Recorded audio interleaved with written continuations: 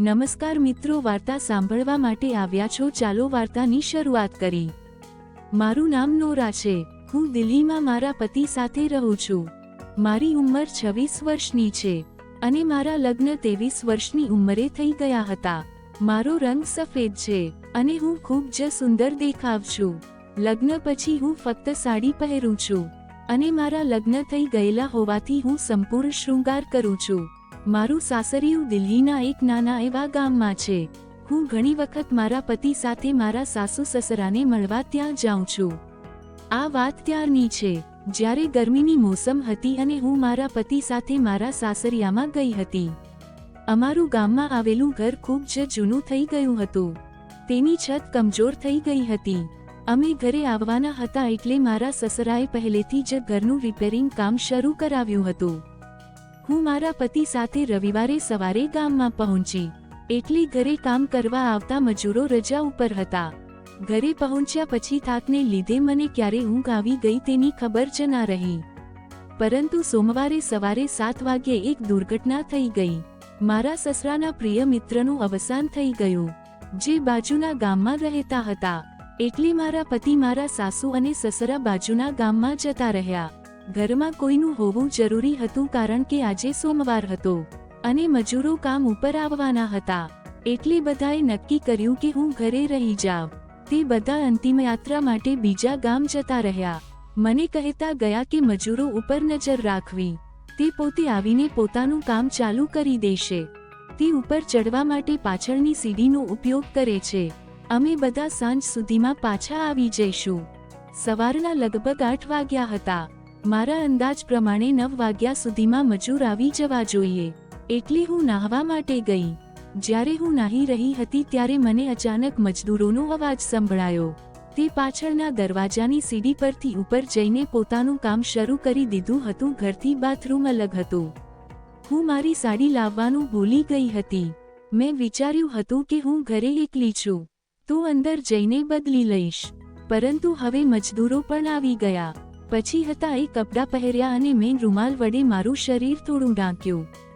પછી બાથરૂમમાંથી બહાર નીકળીને રૂમ તરફ જવા લાગી।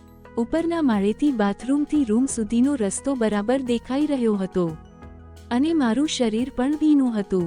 મેં ઉપર તરફ નજર કરીને જોયું તો 5 મજૂરો મને એક નજરે દૂરી રહ્યા હતા।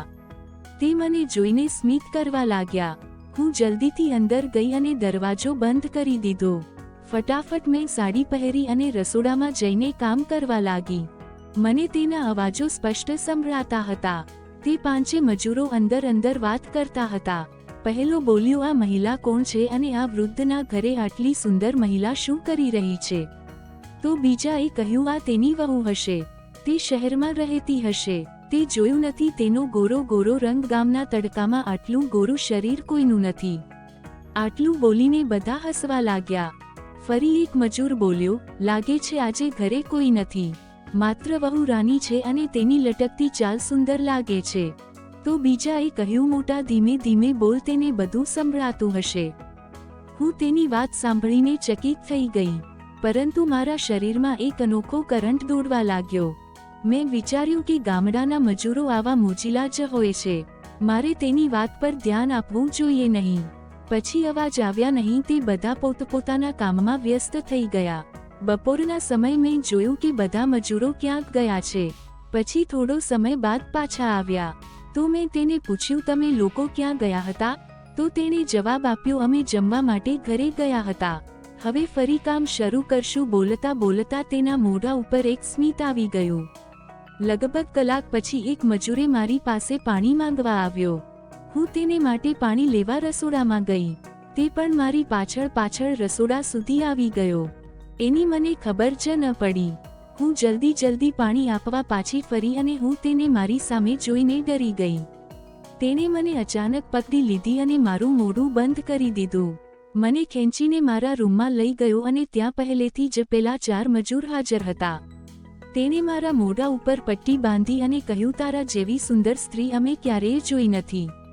અમે ગામમાં જાણીને આવ્યા છીએ કે તારા ઘરના આજ સાંજ સુધી પાછા આવવાના નથી, એટલે આજ સાંજ સુધી તારે મારી દરેક વાત માનવી પડશે।